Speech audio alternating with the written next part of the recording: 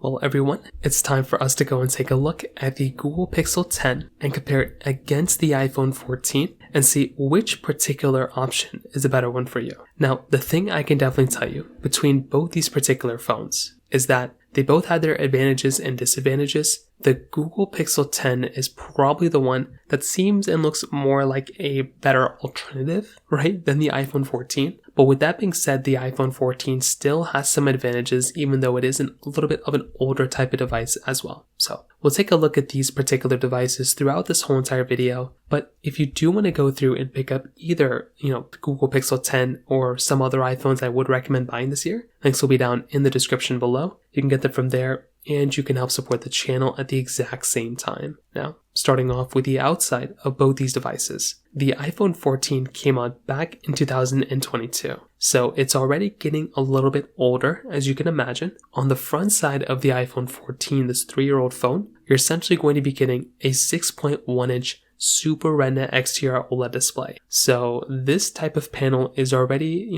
getting a little bit older, right? It's a little bit outdated. It gives you 1200 nits of peak brightness, and it just really isn't that great of a panel, right? But it doesn't mean it's a terrible panel, but it just means that it may not be at the highest level that you might want it to be at. So it's giving you a little bit of a notch up top. It's giving you pretty good bezels around it, but that's kind of all you're getting throughout this whole entire phone. So there's not really anything crazy high that you're getting inside of this phone. It's a 60 Hz panel. It's a very basic type of layout as well. So that is kind of an issue that tends to end up happening here when you're going through and buying these types of devices, right? They're a little bit older, but they don't really scale as nicely in the future because they just already have some outdated features. This phone would, be a lot more, of a good device to pick up nowadays if it was giving you things like a, high refresh rate panel and different things like that. So that right there, I think, is one of the big takeaways here. With the Google Pixel 10, this phone is going to be giving you a 6.3-inch OLED display. So this one is going to be giving you a significantly nicer type of screen, right? It's going to be slightly bigger, less bezel. It's going to be giving you a hole punch display as well. But there's a couple things under the display that make it so much nicer. One, it's giving you an inbuilt fingerprint sensor in the display, which is nice. It's also going to be giving you a 120 Hz display too, which that in and of itself is really cool. And it's going to be giving you 3000 nits of peak brightness. This right there is another really big takeaway here, because if you're trying to go ahead and pick up a phone that is going to be giving you a good layout here,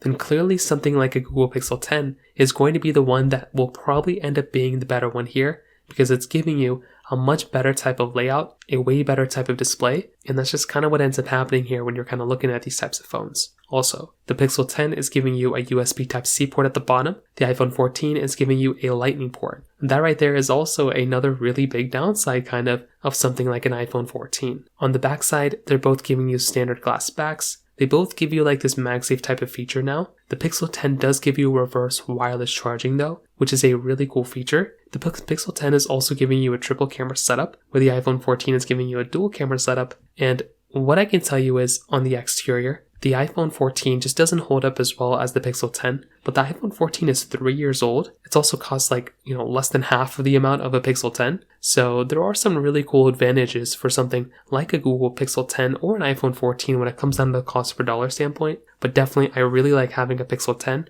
with it giving us that really nice type of display. Now, on top of that, another important thing to keep in mind here too is basically when it comes down to their cameras. So they're both giving you this similar type of layout with the camera. There's not anything super crazy. Obviously, there's an additional camera on the Pixel 10. The iPhone 14 is giving you these two 12 megapixel sensors, where the Google Pixel 10 is giving you this 48 megapixel wide angle camera, and then a telephoto and ultra wide camera. Once again, the thing I can tell you here about something like a Google Pixel 10 is that this type of camera in almost every single way is going to be giving you a way better layout. The resolutions are the same you can film in, both 4K at 60 on the front and the back. And it's funny, the iPhone 14 actually does give you a higher megapixel count on the front side of that phone than something like a Google Pixel 10. But with that being said, I still think the Pixel 10 is a very good camera. I mean, this one's going to be giving you really good quality videos, really good quality photos, and the software behind that type of camera is going to be the most optimized for that type of lens. So again, it really is just kind of dependent on how you're going to kind of want to take a look at it. But if I'm trying to go ahead and pick up a phone,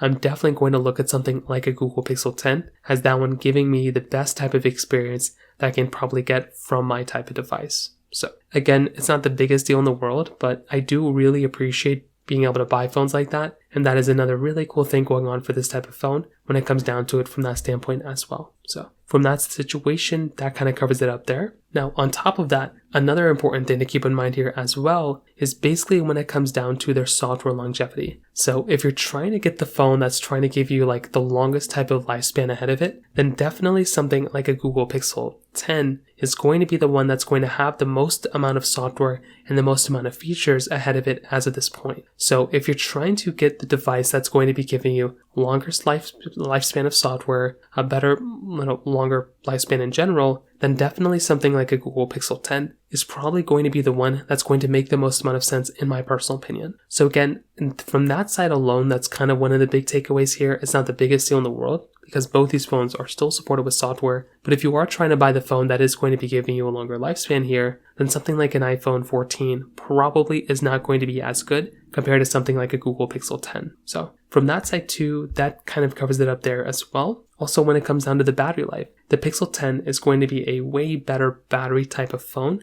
than the iPhone 14. If you're trying to get the device that's going to be giving you just better types of software from that standpoint and better battery life, the Pixel 10 is probably going to be the one that's going to make a lot more sense in this situation as well. And finally, when it comes down to the performance, the iPhone 14 is giving you the Apple A15 body chip inside of it with 6GB of RAM, where the Google Pixel 10 is giving you the Tensor G5 chipset inside with 12GB of RAM. So this right there is also another big key takeaway. If you're trying to get the device software that's going to be giving you a way better experience here, then definitely something like a Google Pixel 10 is probably going to be the one that's going to make a lot more sense to go and pick up because it is going to be a way faster device that is going to be giving you a significantly better type of experience from that particular situation as well. So if you are trying to go ahead and get a device that is going to be giving you better software, better features, better everything across the board, then definitely something like a Google Pixel 10 is the one that's going to be the one that I would recommend a vast majority of people to go ahead and kind of use. So